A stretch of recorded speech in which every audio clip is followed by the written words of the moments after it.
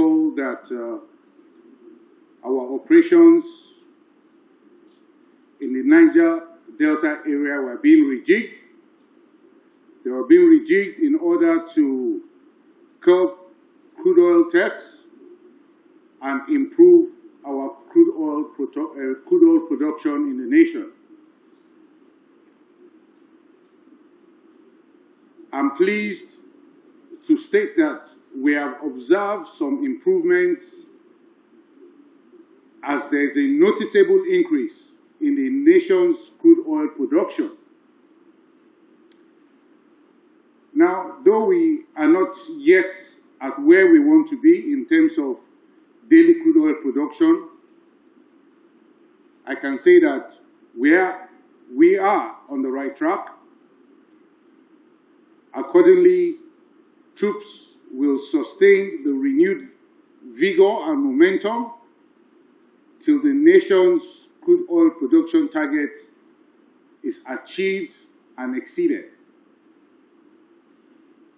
Meanwhile, for our ongoing operations in other parts of the country, I will say that we remain focused on defeating and killing the enemy wherever they are hiding. I must also state that we are in a better place today than at any previous time in terms of our operations. During the week under review, troops neutralized 147 terrorists and arrested 381 of them. We also arrested 23 perpetrators of oil theft and rescued 113 kidnapped hostages during the period under review. Now in the South-South, troops denied the oil theft of an estimated sum of over 943 billion naira. Furthermore, troops recovered 74 assorted weapons and over 3,000 assorted ammunition during the period under review. We also recovered 42 AK-47 rifles, 288 rounds of RG-55 ammo, and 470 rounds of 7.62mm NATO ammunition, among other items recovered. The troops in the Niger Delta area also discovered and destroyed 15 dugout pits and 27 storage tanks, among other items destroyed. Additionally, troops recovered over 920,000 liters of stolen crude oil during the week, as well as over 88,000 liters of illegally refined AGO and over 7,000 liters of illegally refined PMS, otherwise known as petrol. We can now take a look at our operations across the country, beginning with the Northeast, where we have Operation Harden K. Troops of Operation Harden K recorded the following during the period under review. Terrorist combatants with their families surrendered to troops at the following locations: Bama, Goza, and Dikwa local government areas of Borno State. Also, troops conducted fighting patrols and ambushes in Damboa, Bama, Goza local government area, as well as the Maiduguri Municipal Council. All of these are in Borno State. Troops also raided terrorist enclaves in Bama and Damboa local government areas of Borno State, while they arrested terrorist commanders in Gujba and Gaidam local government areas of Yobe State. Overall, the troops of Operation Harden K neutralized 81 terrorists during the week. They arrested 52 suspects, and they rescued 34 kidnapped hostages during the period. The troops of Operation Hadinke also recovered 21 AK-47 rifles, over 300 rounds of 7.62mm special ammo, and 320 rounds of 7.62mm NATO ammunition, among other items recovered. We can now move to the North Central, where we have Operation Safe Haven. The troops of Operation Safe Haven recorded the following during the period.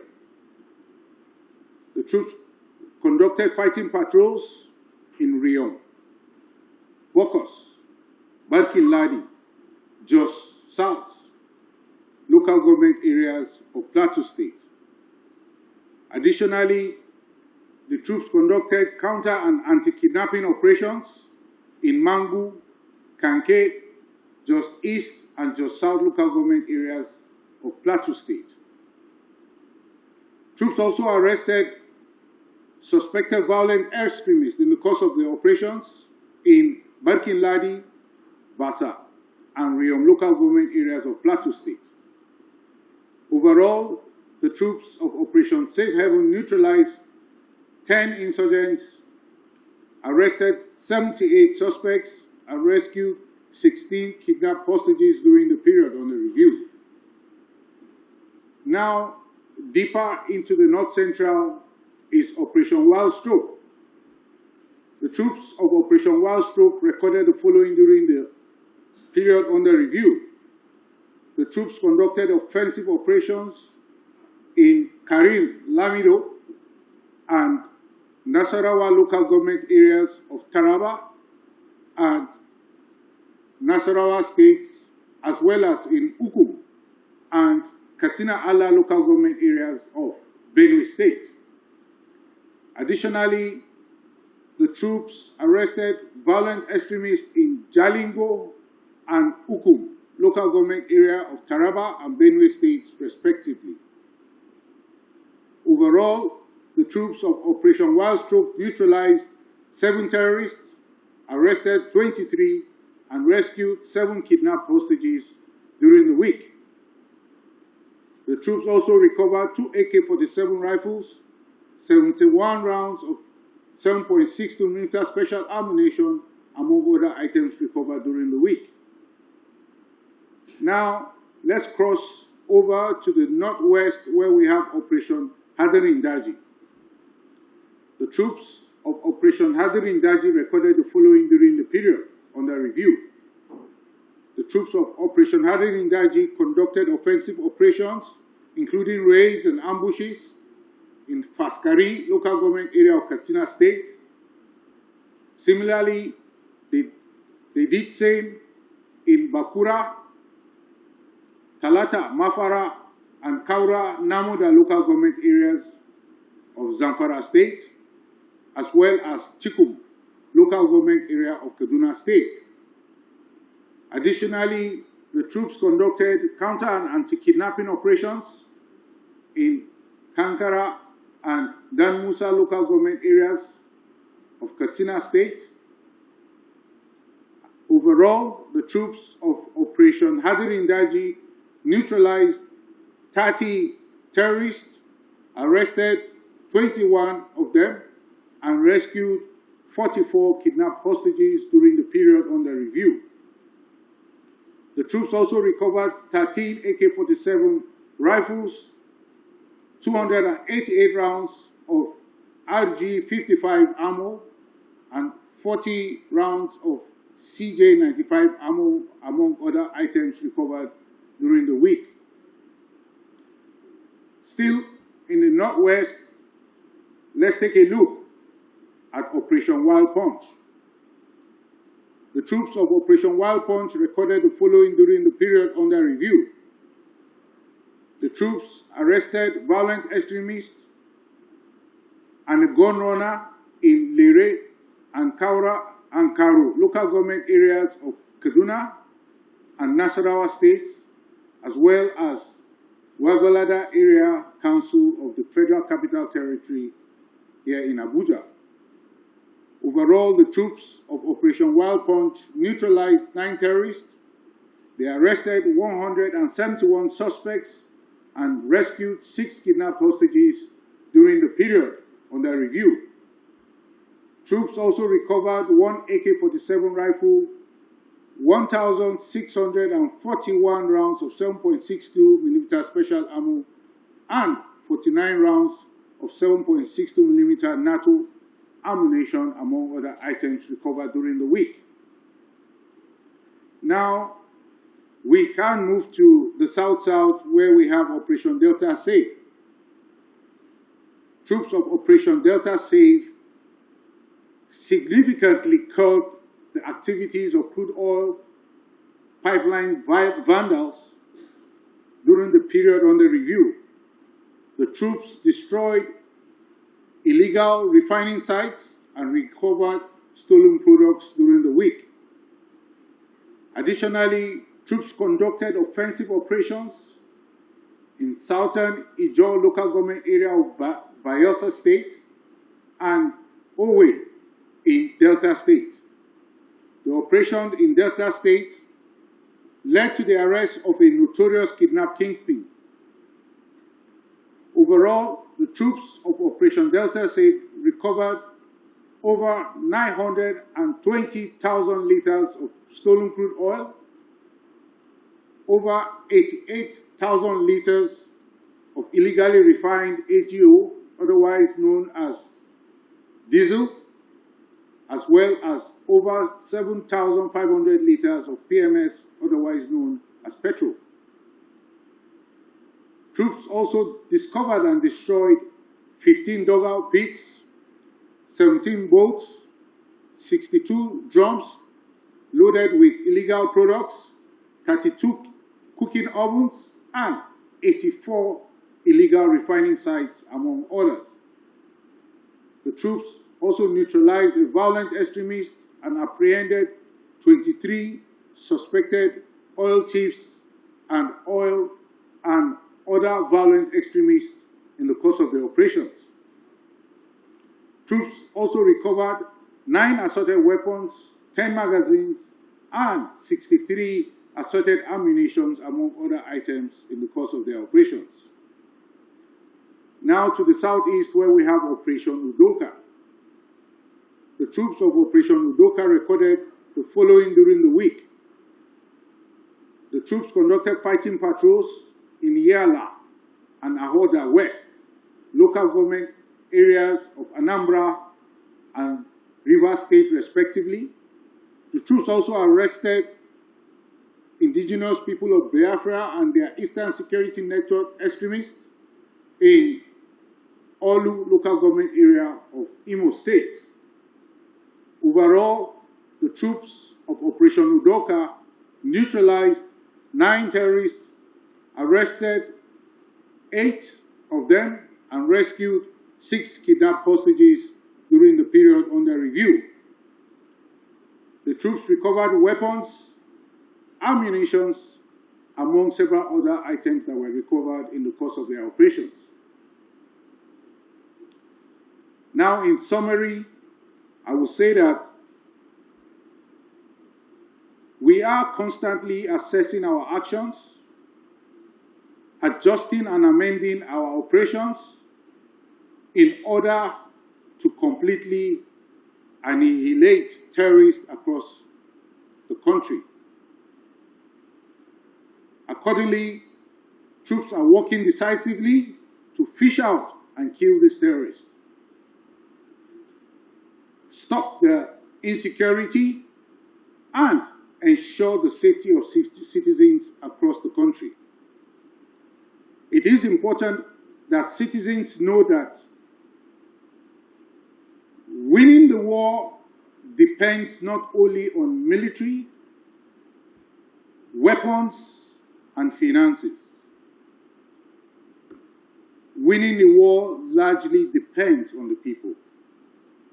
But a noticeable increase, improvement in the nation's crude oil production. And then this is indicative of the fact that we are on the right track, but we are not going to rest on our oars. We are going to push forward. We are going to sustain the momentum until the nation's crude oil production quota, OPEC quota, is reached and exceeded. It will be recalled that in rejigging our operations, we increased the surveillance over the pipeline infrastructures.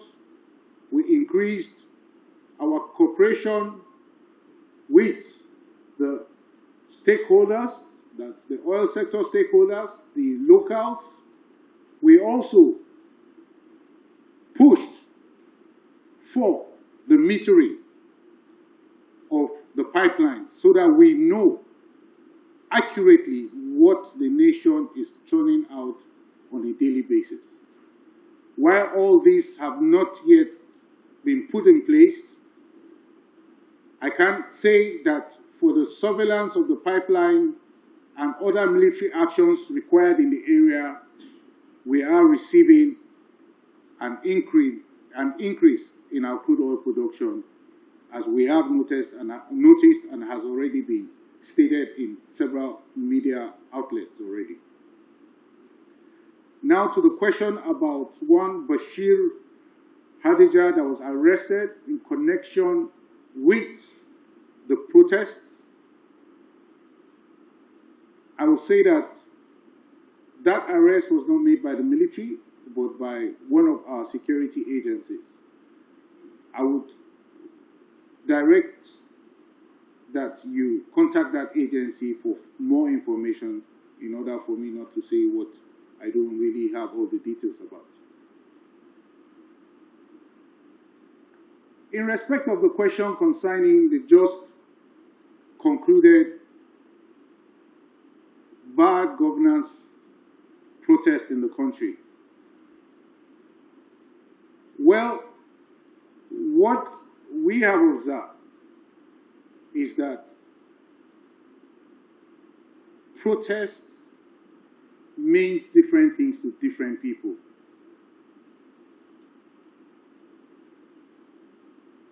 For some, protest means to go out and carry out a riot. For others, protest means to go and loot. For some others, protest means to carry out demonstrations. And now, it's very clear, it's evident to all that the different things that we have observed and the different meanings of protest is according to the purpose of which they are being sponsored. I did mention earlier on in my brief before the protest took place, and I said that a combination of factors were responsible for what we were about to witness. I spoke about sovereign interference. I spoke about terror groups. I spoke about interest groups. I spoke about interest parties. Now it is evident from what we have seen after the protest that it was a combination of all this. While in some areas and some part of the section of the country, it was peaceful, which is allowed by the Constitution. Some other areas, we noticed that they want to undermine the government. It became subversive. It became violent. So, I believe that when it comes to governance, the work is already cut out by what we have seen.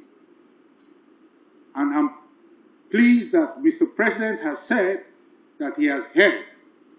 And if he has heard, we know that he is going to do something about it. He is going to do something more